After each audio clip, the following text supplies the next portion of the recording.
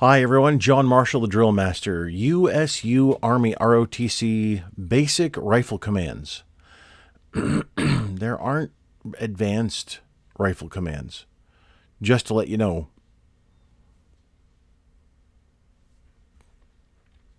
All right, so anyway, let's watch this. So the the title is Basic Rifle Commands. So if that's all that this video is about, and I don't know exactly when this was posted. Of course, they're wearing the diapers on their faces, so it's probably a year or two ago. I'm not sure. Anyway, if that's all this is about, then fine. But you're showing three cadets. This is senior Army cadets, senior Army ROTC cadets, who are going to now follow the commands of the commander, most likely who's holding the camera here to record. But you have to take everything in as a whole here, because you're showing a video and not just presenting audio. So the audio, the commands, I understand that the cadet who's holding the camera, she doesn't want to stand there and go, "Present," and just yell through the camera. I get that. However, you got to balance this out, I guess. So, first off, let's just have a look. All three toes are not consistently aligned. That's the toe of the butt of the rifle, and then the two toes of the boots here, and then the slings as well. They're not. There we go. There you can see my cursor. The slings are not mounted properly. They're mounted on the stacking swivel. And again, I've done this several times. This is the stacking swivel right here. I'll show you. So that's not the best stacking swivel. I'll tell you what. Let me get my got my 1903 here. So this is a stacking swivel. See how I'll put my thumb behind it. See how it has a split there? It's not a complete loop. The complete loops are for the sling. There's the upper sling swivel, the lower sling swivel, but the stacking swivel is for stack arms. You hook three rifles together and it stacks up like a tripod. And so many think that it's an extra, I guess it's an extra sling swivel, and that's not the case, not at all. So the slings are mounted too high, and then the clasps are a little off, and having the excess of the sling to the rear, facing the rifle and not outward, that's fine. That's okay. That if you have this setup here where the excess is out, facing out from the rifle, that facilitates sling arms a lot easier. It has a little bit more professional view, so well done there. However, slings are mounted improperly. So let's listen and watch, and I'll have to pause several times. Attention. Group. Attention. What group? Let me I've got my training circular there. All right. I've got my training circular here. Where's group? Do you mean detail? Squad? Squad would be good. This isn't necessarily a detail, although you could assign it detail. But so where's group?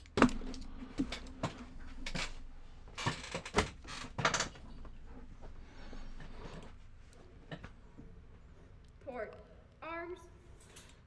So did you notice the lean over? Now, I don't expect senior ROTC cadets to be the best at drill and ceremonies, but I do expect you to apply a better technique. I'll put it that way. So first count here, Not bad. Not bad at all. The lean over was a bit much. Shouldn't be leaning. Present. Arms. Now let's look here. We've got a left hand flare on this cadet. Middle cadet, I don't know if well, yeah, it looks like a left hand flare, but the clasp is the clasp actually makes it look like she's got a couple of fingers wrapped around. But and then actually everybody, there's left hand flare. Everybody's flaring their left hand outward. And so again, let's look through the training circular. Let's see, where is that? Here's the manual for the M14. I don't see that left hand flare there. That's sword manual. That's guide on. Let's go to the front. Here's the M16. Nope, don't see that left hand flare anywhere for any rifle ever. It's never been in the training circular or the field manual before that. It's never been in the Marine Corps order. It's never been in the Air Force manual. Stop flaring the left hand. Now, the right hand, Marine Corps, Navy, and Coast Guard, you're going to flare that left hand forward.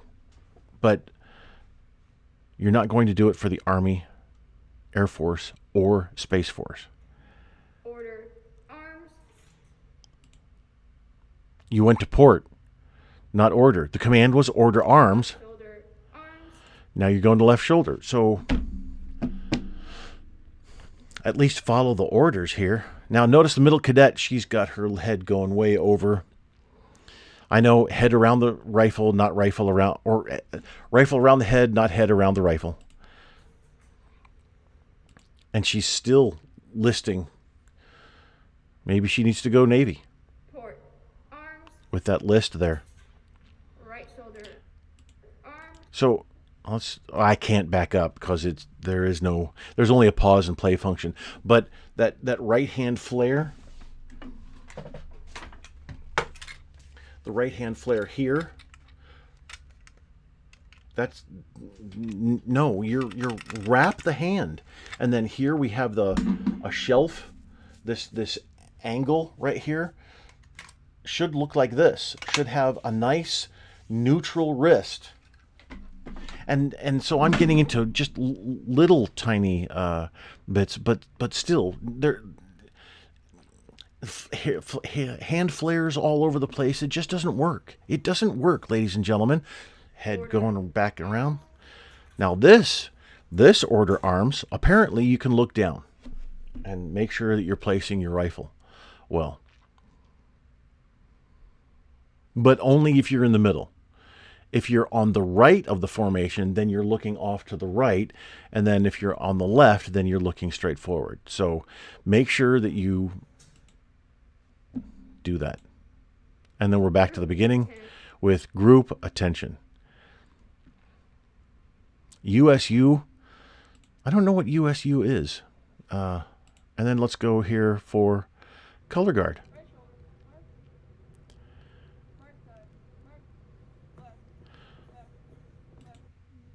Why are you going to mark time? There's no reason to go to mark time.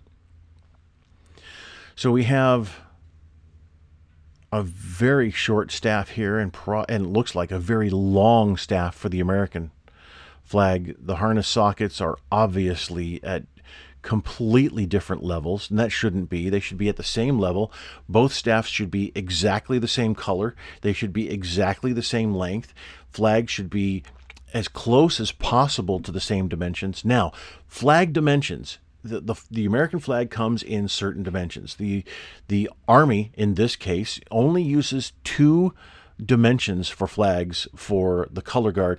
Outside posting, that's different. There's several different dimensions. But for a color guard or for static posting, it's only 3x4 or 4.5 by 4 foot 4 inches by 5.5 inches, by 5 feet 5 inches.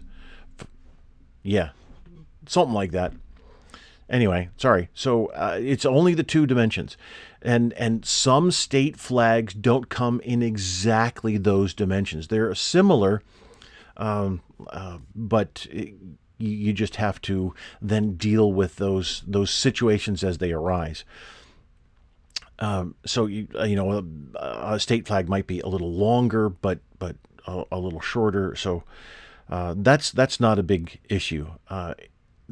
What's with the two-hand hold and the elbow flare as well? That's not an Army technique. This is strong wind. So left hand down here on the staff at the socket, that's the Army technique. Slide that left hand up for strong winds.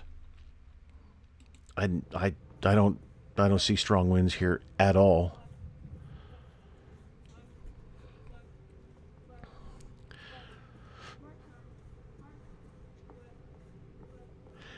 You entered into mark time with several shorter steps. And look, we've got it looks like this rifle might have the sling mounted properly. This one for the right rifle guard isn't mounted properly.